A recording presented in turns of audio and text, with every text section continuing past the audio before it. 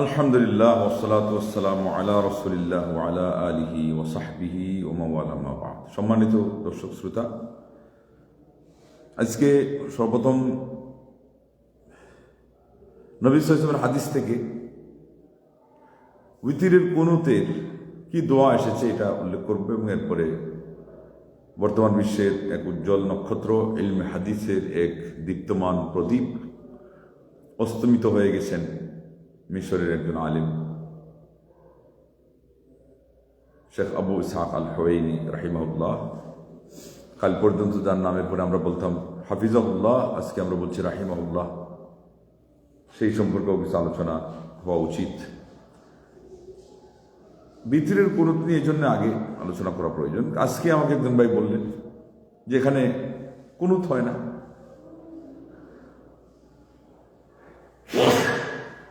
আলহামদুলিল্লাহ,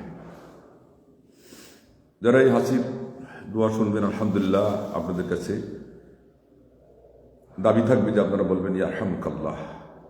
এটার অধিকার দিয়েছেন নবী সাল্লাল্লাহু আলাইহি ওয়াসাল্লাম।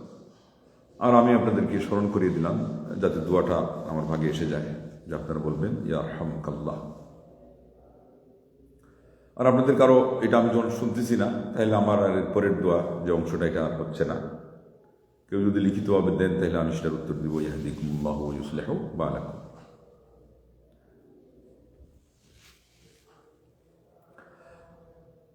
একজন ভাই বললেন যে এখানে কুনুত হয় না। আমি আশ্চর্য হয়ে গেলাম, কুনুত তো হচ্ছে, দোয়া হচ্ছে। পরে উনি বুঝাইল যেটা হলো যে আল্লাহুম্মা ইন্না নাস্তাঈনুকা ওয়া নাস্তাগফিরুকা ওয়া নু'মিনু বিকা ওয়া নাতাওয়াক্কালু আলাইক। এই যে দোয়াটা, এইটা না হওয়ার কারণে ভাই কনফিউজ যে তাইলে তো কুনুতের দোয়া হচ্ছে না।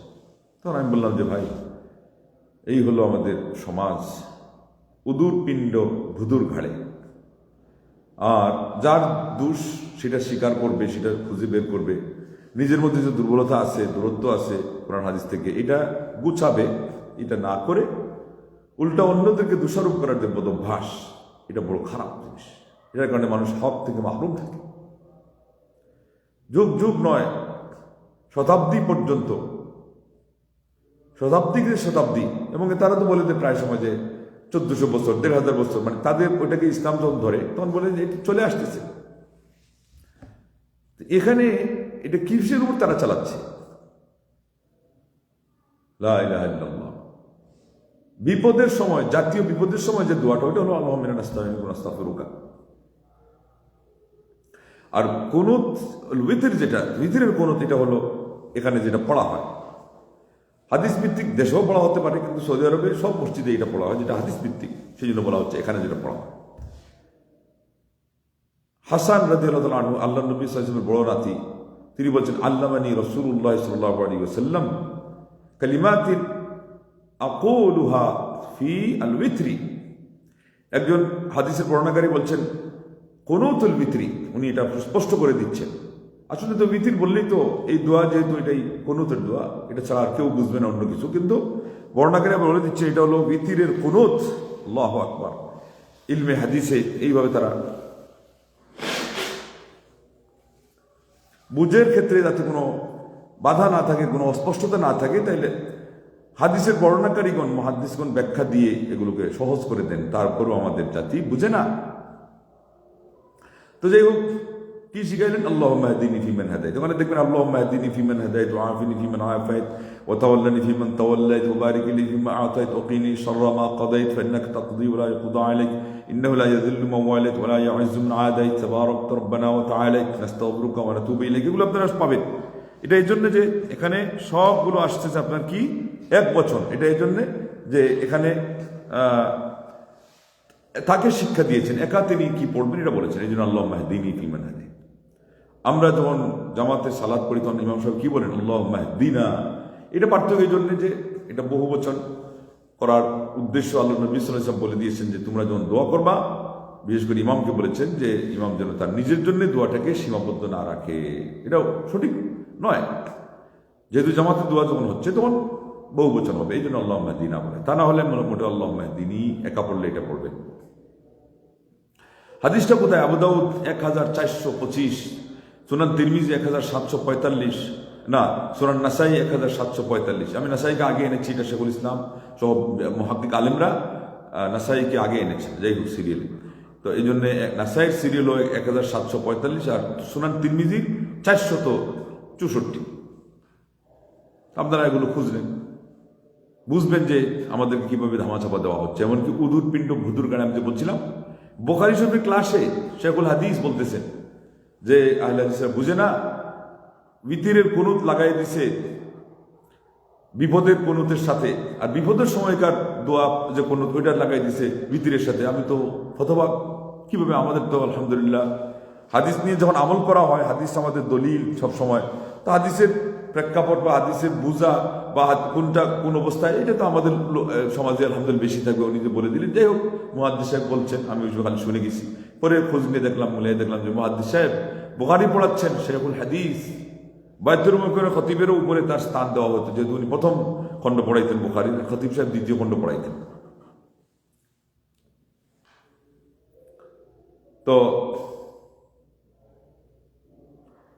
যারা সপ্তাহে কিছুদিন ক্লাস নিতেন, দূর থেকে আসতেন, বা এখনো যারা এগুলো করেন, তাদের সিরিয়ালটাকে দ্বিতীয়তে, প্রথম যিনি হলো কন্টিনিউয়াসলি যিনি বুখারীটা পড়ান, হয়তোবা প্রথম খণ্ড শেষ হওয়ার পরে বাকি যেটা থাকবে দ্বিতীয় খণ্ডের উনি পড়াবেন, বিশেষ করে শেষ হাদিস উনিই কিন্তু পড়াবেন। এই ভিত্তিতে যিনি প্রথম খণ্ড পড়ান মূলত তার প্রাধান্য থাকে। তো এইরকম সিরিয়াল ওনার।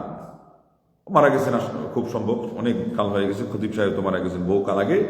আল্লাহ পাক আমাদের উস্তাদদেরকে জান্নাতুল ফিরদাউস নসিব করুন। দোয়ার ক্ষেত্রে তাদেরকে খুবই গুরুত্ব সহকারে মনে রাখতে হবে। আজকে একজনে প্রশ্ন করেছে হোয়াটসঅ্যাপে যে নবী সাল্লাল্লাহু আলাইহি ওয়াসাল্লামকে বেশি মহব্বত করতে হবে না মাকে বাপকে?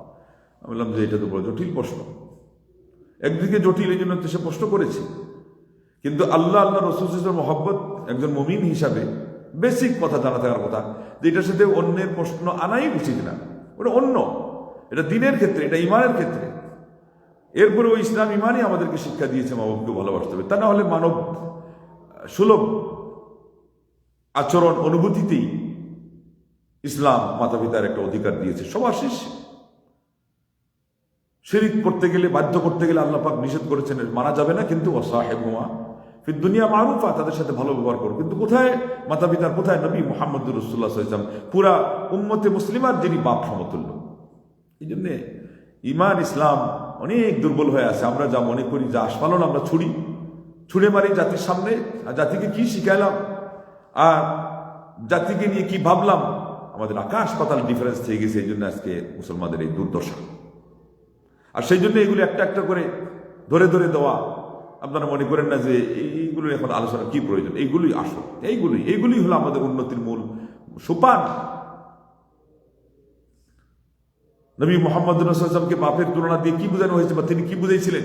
যে আমি পিতা যেমন ধরে ধরে হাতে কলমে সন্তানদেরকে একটা জিনিস শিখিয়ে দেয়, একেবারে ছোট থেকে ছোট, এরপরে বড়র দিকে যায়, এইটাই হলো মুরাব্বি, এটাই হলো তারবিয়া। এই যিনি এই কাজ করেন তার নাম হলো আলিম রব্বানি। এবং আল্লাহ পাক আমাদেরকে বলছেন, ওয়ালাকিন কুনু রব্বানিয়িনা, তোমরা রব্বানি হয়ে যাও, বিমা কুনতুম তুআল্লিমুনাল কিতাব ওয়া বিমা কুনতুম তাদরুসুন, যে তোমরা কিতাবের জ্ঞান শিক্ষা দিবে। এরপরেই বলেছেন আগে যেটা করার কথা সেটা হলো যে নিজের আগে কিতাব রোমন্থন করবে, গবেষণা করবে, কিতাব এর মধ্যে জ্ঞান চর্চা করার জন্য মনোনিবেশ করবে, সেখান থেকে হীরা মণি মুক্তা প্রবাল পান্না সেগুলো উদ্ধার করবে। লা ইলাহা ইল্লাল্লাহ, আল্লাহুম্মা আনতাল মুওয়াফিক, আল্লাহুম্মা আনতাল মুওয়াফিক ওয়াল মুঈন, আল্লাহুম্মা ওয়াফিকনা, আল্লাহুম্মা সাদ্দিদনা, আল্লাহুম্মা আল্লিমনা, আল্লাহুম্মা ফাক্কিহনা, আল্লাহুম্মা আলহিমনা রুশদানা وألهم أمة محمد صلى الله عليه وسلم رشدهم واهدهم سبل السلام اللهم أصلح ذات بيننا وألف بين قلوبنا واهدنا سبل السلام اللهم أنت السلام ومنك السلام تباركت يا ذا الجلال والإكرام। দোয়া শিখে না, জিকির শিখে না, এই জন্য বিতিরেরটা বিপদের দোয়া, বিপদেরটা বিতিরের দোয়ায় লাগিয়ে বুখারীর ক্লাসে মুহাদ্দিস সাহেবকে দিয়ে বলাচ্ছে। কারণ সমাজ এরকম অবহেলার মধ্যে পড়ে আছে জ্ঞান চর্চার ক্ষেত্রে। তা নাহলে শেখুল হাদিসের মুখ দিয়ে এটা বের হবে কেন? ওখানে ছাত্রদের মুখ থেকে প্রতিবাদ আসার কথা। ছাত্রকাল পর্যন্ত চলে গেছে, দাওরে হাদিস পর্যন্ত কেউ পার্থক্য করতে পারে নাই, তাদেরকে এই পর্যন্ত জ্ঞান দেওয়ার যেমন শিক্ষকরা চিন্তা করে নাই, তারাও শিখে নাই, তাহলে হাদিস পাশ করে ফেলতেছে, ওই ভুলটাই শিখছে, ভুল বার্তা নিয়ে যাচ্ছে মুহাদ্দিসের কাছ থেকে। তো যাই হোক, এবং এটা এই কারণে যে আজকে আলিম নির্ণয় করা হয় না, আলিমদের মূল্যায়ন করা হয় না। আল্লাহ রাব্বুল আলামিন সূরা আনকাবুতের 49 নম্বর আয়াতে বলছেন, বাল হুয়া আয়াতুম বায়িনাতুন ফি সুদুরিল লাযিনা উতুল ইলম ওয়া মা ইয়াজহাদু বিআয়াতিনা ইল্লা যালিমুন। এই যে আয়াতগুলো কোরআনের নিদর্শন, আয়াত ভিত্তিক, আয়াত কেন্দ্রিক, আল্লাহ বলছেন এটা হলো যাদেরকে জ্ঞান দেওয়া হয়েছে তাদের বক্ষ দেশে সংরক্ষিত থাকে। তাহলে ইলম থাকে আলিমদের ছিনায়, আর এটাকে অস্বীকার কেবলমাত্র জালিম সম্প্রদায় ছাড়া আর কেউ করে না। লা ইলাহা ইল্লাল্লাহ। সেই জন্যে প্রবাদে আছে, মৌতুল আলিমি মৌতুল আলম, আলিমের মৃত্যু মানে পুরা বিশ্বের, সারা দুনিয়ার মরণ, ধ্বংসলীলা। আর হাসান বসরি থেকে আসছে, মৌতুল আলিমি সুলমাতুল্লাহ তুসাদ, আলিমের মৃত্যু হলো এমন একটা গর্ত যেটা আর পূরণ করা যায় না অন্য কোনো কিছু দিয়ে। এমনকি সূরা রাদের 31 নম্বর আয়াতে আসছে, আওয়ালাম ইয়ারাউ আন্না নাতিল আরদা নানকুসুহা মিন আতরাফিহা, তারা কি দেখে না যে আমি জমিনকে তার চতুর্দিক থেকে কমিয়ে নিয়ে আসি, খুঁটিয়ে নিয়ে আসি। এটার একটা তো অর্থ হলো যে বাস্তবে রাত্রিতে জমিন সংকুচিত হয়, আর একটা অর্থ হলো আলেমদের মৃত্যুর মাধ্যমে এই মানুষের জীবনধারা পৃথিবী সংকটাপন্ন অবস্থায় হয়ে যায়, পৌঁছে যায় এবং সংকুচিত হয়ে যায়। সেই জন্য আল্লাহ পাক এই কথা বুঝিয়েছে, লা ইলাহা ইল্লাল্লাহ। এবং এইটা বলেছেন ইবনে আব্বাস রাদিয়াল্লাহু আনহু, বলছেন যিহাবু ফুকাহাইহা ওয়া খিয়ারু আহলিহা, তার মধ্যকার বুঝবান আলেম দুনিয়া থেকে চলে যাওয়া এবং সেখানকার ভালো মানুষ চলে যাওয়া, এটার অর্থ হলো জমিন সংকুচিত হয়ে যাওয়া, জমিন সংকীর্ণ হয়ে যাওয়া, সারা পৃথিবীর মধ্যে স্বভাব অনটন এসে যাওয়া। বুখারী শরীফে হাদিসে আসে নাই যে আল্লাহর নবী সাল্লাল্লাহু আলাইহি ওয়াসাল্লাম বলছেন যে ইলমকে আল্লাহ পাক মানুষের সিনা থেকে ছু মেরে উঠাবেন না, বরং ওয়ালাকিন ইয়ানজিউল ইলমা আও বিকবদিল উলামা আও ইয়াকবিদুল ইলমা বিকবদিল উলামা, আল্লাহ পাক আলিমদেরকে উঠিয়ে নেবেন, এর মাধ্যমেই ইলম উঠিয়ে নেবেন। আজকে আলিমদের আমরা মুঠেই কদর করছি না। তো এই সমস্ত আলিমদের মধ্যে আমরা মনে করি যে এইরকম একজন আলিম মারা গেছেন, যার নাম হলো আবু ইসহাক আল হুয়াইনি রাহিমাহুল্লাহ রাহমাতান ওয়াসিআতান ওয়া আসকানাহু ফি ফাসিহি জান্নাতি ওয়া রাফা দারাজাতিহি ফি আলা ইল্লিয়িন। এইভাবে সালফে সালেহদের অনেক ঘটনা রয়েছে যে আলিম মারা যাওয়ার পরে তাদের কি অবস্থা হয়েছিল। এবং আবু দারদা নিজেই বলেছেন, তাআল্লামুল ইলমা ক্বাবলা আন ইউকবাদাল ইলমু ওয়া ক্বাবদুহু আন ইযহাবা বিআসহাবিহি, ইলম গুটিয়ে নেওয়ার বা ইলমকে জব্দ করার আগেই তুমি ইলম শিখে নাও, কেননা জব্দ করাটাই উনি বুঝিয়েছেন এটা হলো আলিমদের দুনিয়া থেকে উঠে যাওয়া। আর হাদিসের মধ্যে আসছে যে লা ইয়াজালুন নাসু বিখাইরিন মা বাকিয়াল আউয়ালু হাত্তা ইয়াতাআল্লামাল আখির ফাইদা হালাকাল আউয়ালু ক্বাবলা ইয়াতাআল্লামাল আখির হালাকান নাস। লা ইলাহা ইল্লাল্লাহ। এটা কেউ বলছেন সাহাবী আবু দারদা থেকে, কেউ বলছেন এটা আল্লাহ নবী সাল্লাল্লাহু আলাইহি ওয়াসাল্লাম থেকেই আসছে। এবং এটা যদি সাহাবীর থেকে আসে, ওইটা তো নবী সাল্লাল্লাহু আলাইহি ওয়াসাল্লাম থেকে আসছে যে ইন আল বারাকাতু মা আকাবিরকুম, বারাকা হচ্ছে তোমাদের বড়দের সাথে। এবং এখানে ইলমের ক্ষেত্রে এটা বোঝানো হয়েছে, কারণ ইলম এটা হলো সকল কল্যাণের মূল। আজকে ইলম যখন উঠে যাচ্ছে, আলিমদের কদর যখন হচ্ছে না, এর প্রমাণ আমরা দেখছি যে বাস্তবে যে আজকে জাতি দিশাহারা, জাতি গাইডলাইন বঞ্চিত এবং জাতি ছুটে চলেছে মরিচিকার পিছনে। ওই যে হাদিসের মধ্যে আসছিল যে পরবর্তীতে রয়েছে তোমাদের ধোঁকার কিছু যুগ, সেই ধোঁকার যুগের মধ্যে মানুষ সত্যবাদীকে মিথ্যাবাদী বলবে, মিথ্যাবাদীকে সত্যবাদী বলবে, আমানতগারকে খেয়ানতগার বলবে, আমানতদারকে খেয়ানতগার বলবে, আর খেয়ানতগারকে আমানতদার বলবে। তারা বললেন যে এটা কোন সময় হবে, বললেন যে রুয়াই বিদা, ছোট মানুষ জ্ঞানে বিদ্যা বুদ্ধিতে আর সব মিলিয়ে বয়সের দিক থেকেও অভিজ্ঞতার দিক থেকে ছোট, কিন্তু ইয়াতাকাল্লামু ফি আমরিল আম্মা, জাতীয় বিষয়ে সে কথা বলবে। অথচ আজকে সেটাই হচ্ছে। একজন আলিম দুঃখ করে বলছেন যে এইগুলো হচ্ছে এই নেটের সুবাদে, নেটের কল্যাণে আজকে বেশি এগুলো হচ্ছে। লা হাওলা ওয়ালা কুওয়াতা ইল্লা বিল্লাহ। সাইদ ইবনে জুবাইর বলছেন যে এটার নিদর্শন কি, তো তিনি বলছেন যে নিদর্শন হলো আলিম যখন উঠে যাবে তখনই মানুষের মধ্যে এই গ্যাপ দেখা দিবে, যেটা এই দিন রজনীর ক্রমধারা যেটা, এটার মধ্যে আর কেউ এসে এটাকে পূরণ করতে পারবে না। আইয়ুব সুফতিয়ানি বলছেন, ইন্নাহু লা ইয়াবলুগুনি মাউতুর রাজুল মিন আহলি সুন্নাহ ফাকান্নামা সাকাতা উদওয়ান মিন আদাই। আবু নুআইম হিলিয়াহ কিতাবের মধ্যে এনেছেন, আমি যখন আহলুস সুন্নাহ ওয়াল জামাতের কোনো ব্যক্তি, বিশেষ করে এখানে আলিম ব্যক্তির মৃত্যুর খবর পাই, আমার যেন শরীর থেকে একটা অঙ্গ খসে পড়ে যায়, আমি বেদিশা হয়ে যাই, আমি দিশাহারা হয়ে যাই। লা ইলাহা ইল্লাল্লাহ। সুফিয়ান বিন উয়াইনা বলছেন, ওয়া আইয়ু উকুবাতিন আশাদ্দু আলা আহলিল জাহলি আই ইয়াযহাবা আহলুল ইলম, আহলে ইলম যারা আলেমরা চলে যাওয়াটা, এটা মূর্খদের জন্য এর চেয়ে শাস্তি, কঠিন শাস্তি আর কি হতে পারে। এটা ইমাম বাগাবী রাহিমাহুল্লাহ শারহুস সুন্নাহ কিতাবের মধ্যে নিয়ে এসেছে। এইভাবে ইমাম আজুরি বলছেন আখলাকুল উলামার 30 পৃষ্ঠায়, ফামা যান্নুকুম রাহিমাকুমুল্লাহ বিতারিকিন ফি আফাতুন কাসীরা ওয়া ইহতাজুন নাস ইলা সুলুকি ফি লাইলাতিল জামআ ফা ইন লাম ইয়াকুন ফি মিসবাহ ইল্লা ওয়া তাহায়্যারু। মানে বুঝাইলেন যে অন্ধকার রাস্তায় হাঁটা, এই জায়গায় যে আলো, এই আলো তো আলেম দেখাবে, আলেম যদি চলে গেলেন তাহলে আমরা যেন অন্ধকারে হাবুডুবু খাওয়ার পরিস্থিতিতে পৌঁছে গেলাম। আল্লাহ তুমি আমাদেরকে এই কঠিন পরিস্থিতি থেকে হেফাজত করো। ইমাম ইবনুল কাইয়িম রাহিমাহুল্লাহ মিফতাহু দারিস সাআদাত 74 পৃষ্ঠায় বলছেন, লাম্মা কানা সালাহুল উজুদি বিল উলামা ওয়া লাউলাহুম কানা আন-নাসু কাল বাহাইম লা ইলাহা ইল্লাল্লাহ। মানুষ ভালো থাকবে আলিমরা থাকার, দুনিয়াতে থাকার মাধ্যমে। আলিমরা না থাকলে মানুষ হয়ে যাবে চতুষ্পদ জন্তুর ন্যায়। এইভাবে অনেক কথাই আলিমদের এই দুনিয়া থেকে চলে যাওয়ার উপরে দুঃখের রয়েছে এবং কষ্টের রয়েছে। সেই জন্য বড় বড় আলিমরা আজকে কান্না করতেছেন, যারা আহলুস সুন্নাহ ওয়াল জামাতের আলিম। শেখ আবু ইসহাক আল হুয়াইনি হাফিজ রাহিমাহুল্লাহকে হারানোর মাধ্যমে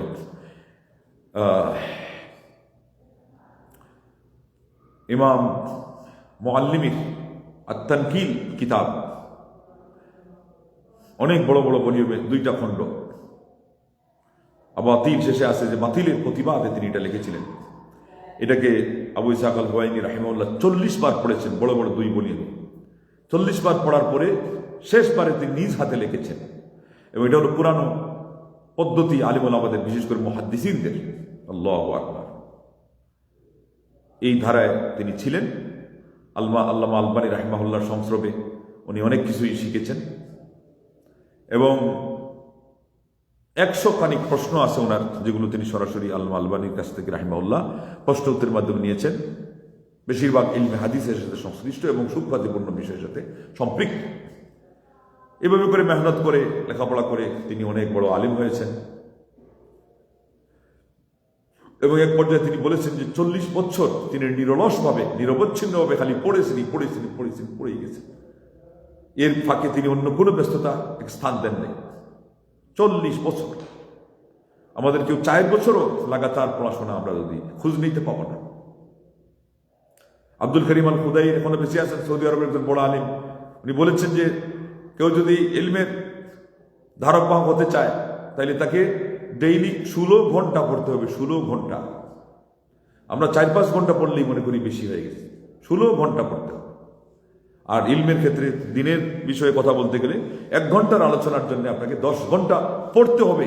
এর আগে 16 ঘন্টা পড়া, এর আগে 40 বছর পড়া, এর আগে যোগ্যতা সম্পন্ন শিক্ষকদের কাছে ইলম শেখার জন্য তাদের সামনে গিয়ে হাঁটু ঘুটানোর ধৈর্য রপ্ত করা, আয়ত্ত করা, কত সফর আগের যুগে হয়েছে। আজকাল সেটা শর্ত হচ্ছে না, কিন্তু এরপরেও তো ভালো ভালো আলিমদের সন্ধান নিয়ে যখনই সম্ভব সরাসরি তাদের কাছে যাওয়া, এগুলো কোথায়? হারিয়ে ফেলা হয়েছে এই নিয়মগুলো। সেই জন্য ইলম আজকে হারিয়ে গেছে। এদিকে চর্চা হচ্ছে একেবারে ওই ধুলিকণার মতো বলে ইলম উড়িয়ে দেওয়া হচ্ছে নেটের এই জগতে। আর সবাই আলিম, আর সবাইকে আলিম বানানোর একটা দাবি চলতেছে, কিন্তু প্রকৃত আলিম আমরা খুঁজেই পাচ্ছি না। লা ইলাহা ইল্লাল্লাহ, লা ইলাহা ইল্লাল্লাহ। আলিমরা চলে যাওয়ার কারণে নিধন সৃষ্টি হয়ে গেছে, অভাব দেখা দিয়েছে। নবী সাল্লাল্লাহু আলাইহি ওয়াসাল্লাম যেমন বলেছিলেন তাই হয়েছে। সালাফে সালেহিন যেটা অন্ধকারের কথা বলছিলেন তাই হয়েছে। আলিমরা হলো দীপ্তমান প্রদীপ। নবী সাল্লাল্লাহু আলাইহি ওয়াসাল্লাম চলে যাওয়ার পরে তার উম্মত এতিম, তাদের জন্য তিনি যেই মাধ্যম রেখেছেন আল্লাহর পথ দেখানোর জন্য, সেটা শুধু কিতাব নয়, সেটা সরাসরি কোরআন এবং হাদিস, সরাসরি এইভাবে নয়, এর উপরে পরাঙ্গম আলেম, ওইটাই হলো উৎস। কিন্তু কে দেখাবে এখান থেকে সমস্যার সমাধান বের করে জাতিকে, বিশেষ করে নতুনগুলো জটিলগুলোতে, সেটা হলো আলেম, যোগ্যতা সম্পন্ন আলেম, তাকওয়াবান আলেম, আমানতদার আলেম। আল্লাহ তোমার আসমা হোসনা ওসিলাতে দোয়া করছে, আল্লাহ তুমি আমাদের মধ্যে আলেম সংখ্যা বাড়িয়ে দাও। যারা চলে যাচ্ছেন, যাদের হায়াত শেষ হয়ে যায়, এটা তো আর কেউ কিছু করতে পারবে না। তাদের পরবর্তী জন্য প্রতিনিধি এমন যোগ্যতা সম্পন্ন আলিম দুনিয়াতে তৈরি হয়, যে মানুষ যারা যোগ্য আলিমদের কাছ থেকে আলো নিতে চায়, ইলম নিতে চায়, সেই সমস্ত আলিমদের উপস্থিতি যেন সমাজে থাকে। আল্লাহ তুমি আমাদেরকে ওই রকম এতিম অসহায় বানিয়ে দিও না যে আমরা শেষ পর্যন্ত আলিম না পেয়ে দিশাহারা হয়ে পথহারা হয়। আল্লাহ তুমি আমাদের কাউকে এরকম বিপদগ্রস্ত করো না। এই উম্মতে মুসলিমার জন্য তুমি অভিভাবক দিও, যোগ্য আলেম দিও এবং সুন্দর পরিবেশ দাও যেখানে থেকে তারা সঠিক ইলম চর্চা করতে পারে এবং আমলের পরিচর্যা করতে পারে। আমিন। ওয়া আখিরু দাওয়ানা আনিল হামদুলিল্লাহি রাব্বিল আলামিন। ওয়াসসালামু আলাইকুম ওয়া রাহমাতুল্লাহি ওয়া বারাকাতুহু।